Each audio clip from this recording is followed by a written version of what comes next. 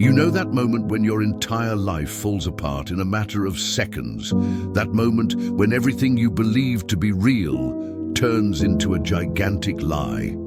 Yeah, I've lived it. And worst of all, the betrayal came from the two people I loved most in the world, my wife and my own father.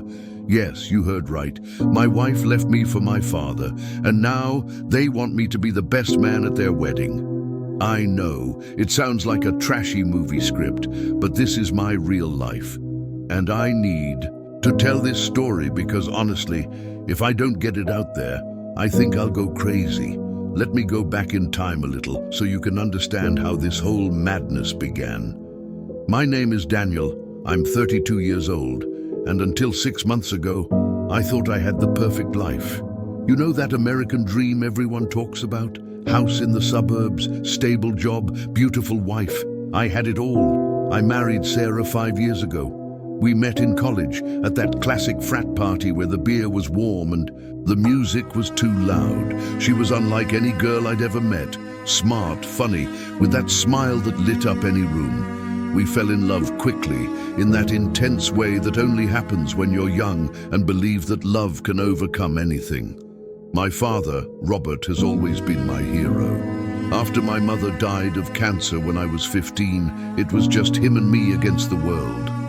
He worked 2 jobs to provide me with a decent life, never complained, and was always present at every high school football game and graduation. When I introduced Sarah to him, I remember he was thrilled. He said my mother would have loved her, that I had finally found someone special.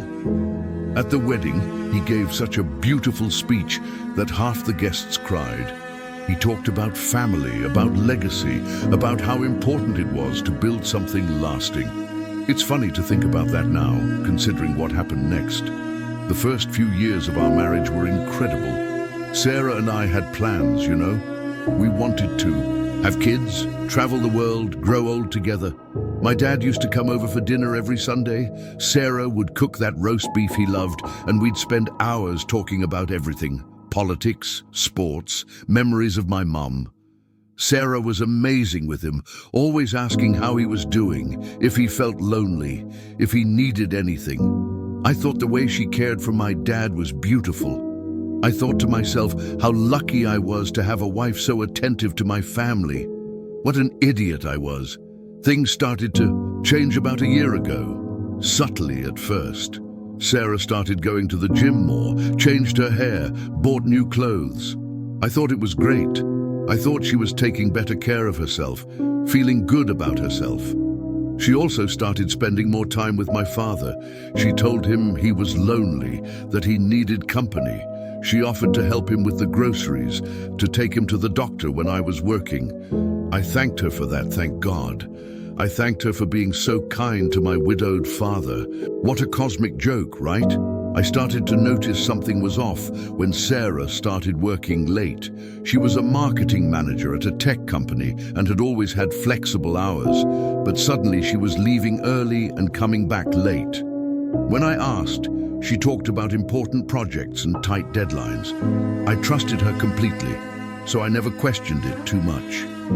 My father was different too. More energetic, more youthful. He started going to the gym, bought new clothes, even that expensive. Perfume I'd never seen him wear. I told Sarah I was happy to see my father coming back to life, coming out of the depression that had consumed him for years since my mother's death. She smiled and said yes. It was wonderful to see him happy again. The truth came out in the most cliché way possible. I came home early from work because I had a terrible headache. It was a Tuesday afternoon, I remember perfectly. The sun was beating down, that typical Californian summer heat. When I opened the front door, I heard laughter coming from the living room. Laughter I knew well, Sarah and my father. I thought he'd stop by for a surprise visit, something he did sometimes. I walked into the living room with a smile on my face, ready to greet them. And then I saw it. They were on the couch, on our couch, my father and my wife, entwined in a way that left no room for interpretation. Their clothes disheveled, their faces flushed, that look of guilt that appears when you're caught doing something you know is wrong. For a second, my brain simply refused to process what my eyes were seeing. It was like watching a scene from a bad movie, something unreal, impossible. But then reality hit me like a speeding truck. I can still hear the silence that followed. That heavy, suffocating silence where everyone is thinking something, but no one can say anything. Sarah was the first to move. She stood up quickly, fixing her shirt, her hair, as if that could somehow undo what I had just witnessed. My father sat there, staring at the floor, his hands shaking. I remember my first thought was that this was some kind of absurd misunderstanding. My mind was desperately searching for a rational explanation, anything that made sense. How long was the only thing I could ask. My voice was hoarse, unrecognizable. Sarah started crying, those tears that seemed sincere but now I know were pure theater. She tried to get closer to me, but I instinctively took a step back. My father finally looked up and said the most ridiculous thing I'd ever heard in my life. He said, "Son, I can explain." As if there were any explanation in the universe that justified what was happening, as if there were any acceptable excuse for a father to betray his own son like that. Sarah finally spoke. Through sobs and broken words, she told me it started 8 months ago. 8 months. Over half a year of living a lie. She said they didn't plan it. It just happened. They were talking one day after Sunday dinner and suddenly there was a connection neither of them expected. She said she fought her feelings, but she could no longer deny them. And the part that destroyed me the most, she said she fell in love with my father in a way she had never fallen in love with me. That with him she felt complete, understood in a way I never could. My father tried to shift the blame onto himself. He said he was the villain, that Sarah was innocent, that he had seduced her. But I knew it was a lie. I knew my father well, enough to know when he was trying to protect someone. The truth is, they were both guilty. They both made conscious decisions, day after day, to betray me, to destroy our family. And they did it while eating dinner at my table, sleeping under my roof, looking into my eyes, and pretending everything was normal. I left home that day and never came back. I went to a cheap hotel on the highway, the kind with neon signs flashing all night and musty smells in the rooms. I spent 3 days there, never showering, eating cold pizza, and trying to figure out how my life had turned into an episode of a trashy talk show. Friends called, but I didn't answer. Work sent emails, but I didn't reply. I just sat there, staring at the stained ceiling, wondering when it all went wrong. When I finally worked up the courage to go back and get my things, Sarah had gone to a friend's house. My father was there waiting for me. He wanted to talk, said we needed to resolve this, like adults. Adults. The irony made me laugh, a bitter laugh that hurt my chest. He sat at the kitchen table, the table where we'd shared hundreds of meals, and tried to explain the inexplicable.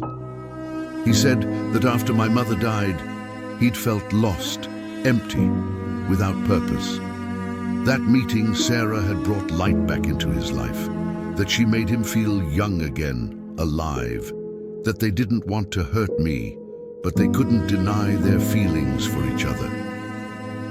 I listened to it all in silence, and then I asked the only thing that really mattered, did you ever think about me? Did you ever, during these 8 months, stop and think about your son? How much that would destroy me? He didn't answer. He just lowered his head and cried. And you know what was worse? Seeing your father crying should have evoked compassion, but all I felt was disgust. Disgust that he was playing the victim, as if he were the one being harmed in this whole thing. The divorce process was quick. Sarah didn't contest anything. I think she felt guilty, enough not to make things even more difficult. We divided the assets and she kept the house because honestly, I couldn't set foot in that place again without wanting to destroy everything. My friends were shocked when they found out. Some didn't believe me at first, thinking I was exaggerating or misinterpreting the situation. But when they realized it was true, the reaction was unanimous.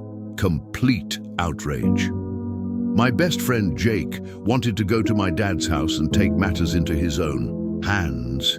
I had to stop him, tell him it wasn't worth it. The months that followed were the worst of my life. Worse even than when my mother died, because at least that was a natural tragedy, something no one could control. This was different. This was pure, deliberate betrayal. I started therapy because I simply couldn't function.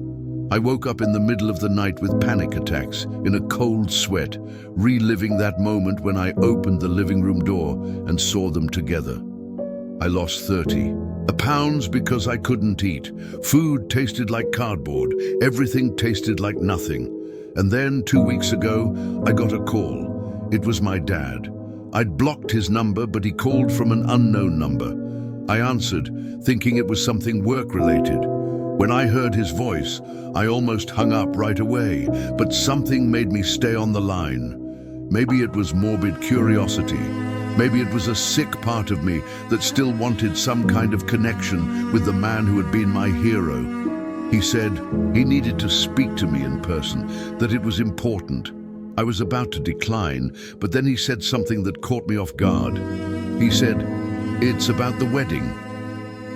Marriage. It took my brain a few seconds to process, and then it hit me. He and Sarah were planning to get married. My father was calling to tell me he was going to marry my ex-wife. The woman who had been my partner, who had slept next to me for 5 years, was going to become my stepmother. It was so absurd, so grotesque, that I really didn't know whether to laugh or cry. I agreed to meet him. I'm not sure why. I think part of me needed to look him in the eye and try to understand what kind of person would do something like that. We met in a neutral cafe, far from our old neighborhood. He looked different, thinner, more wrinkled, as if the last few months had taken their toll. But there was something else. He looked happy. That gleam in his eyes, of someone in love.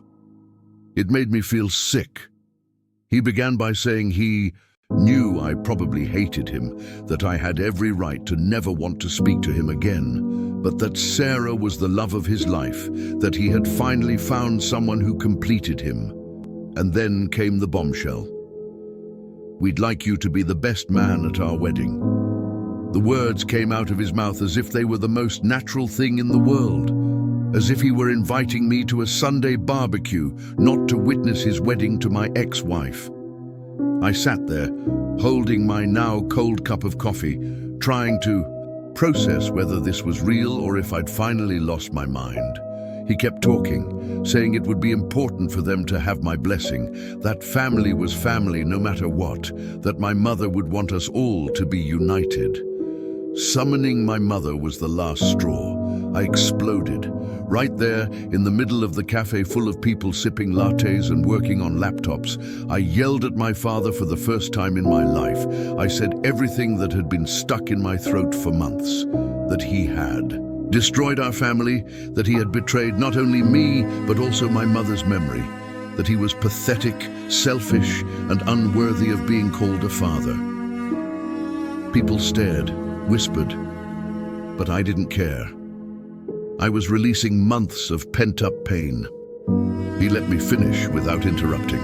And then, with unnerving calm, he said he understood my anger, but that he hoped I could forgive him one day, that the invitation still stood, that the wedding was in 6 weeks, and that his presence would be the greatest gift I could ever receive.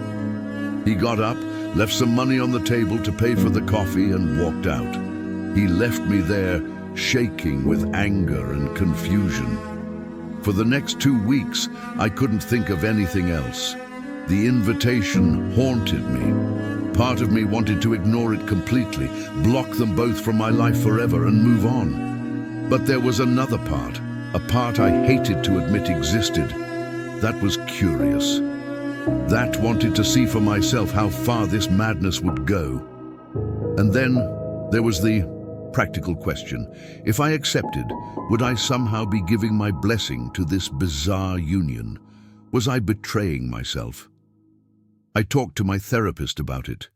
She was careful not to tell me what to do, but she asked questions that forced me to reflect. What did I really want? Confrontation, closure, revenge? Or was there a masochistic part of me that wanted to punish itself by watching this? I realized I didn't know the answer.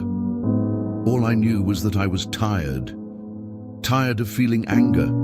Tired of feeling pain. Tired of going over and over the same story without being able to move forward.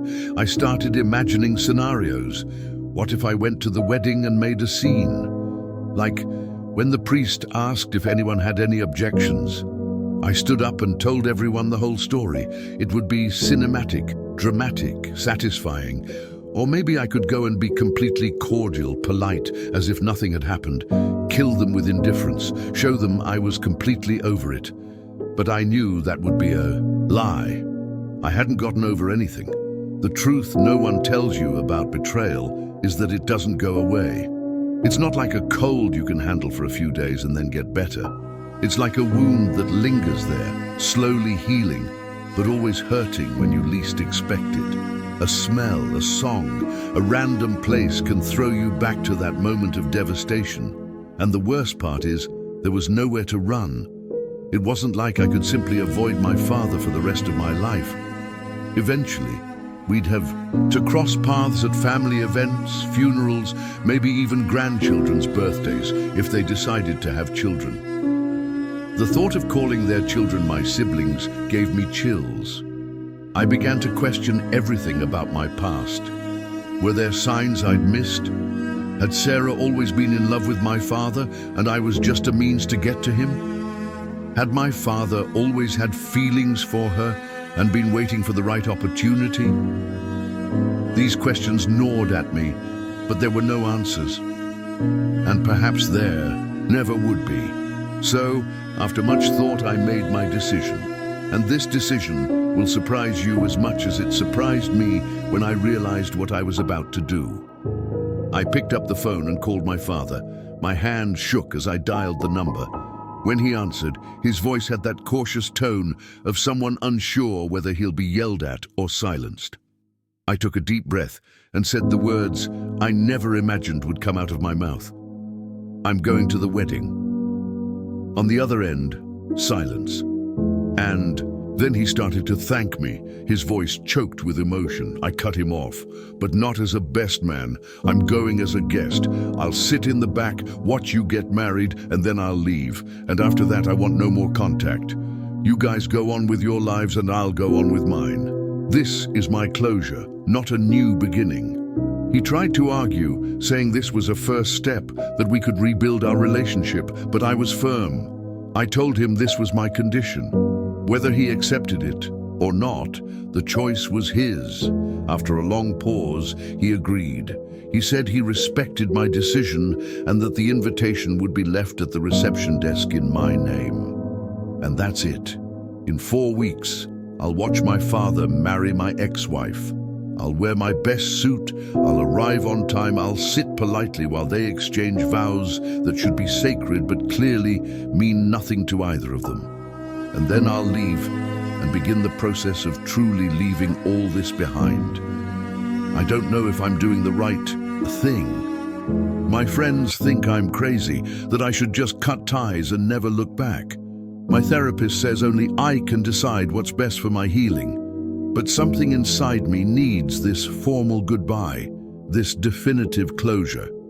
I need to look at that situation one last time, accept that it's real, and then close that door forever. And who knows, maybe after this, I'll finally be able to start rebuilding my life. Meet someone new who values me, who won't cheat on me, who understands loyalty. Maybe even reconcile with the idea of family, although that word has been completely redefined for me.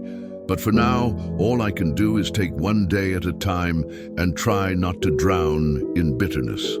So that's it, folks.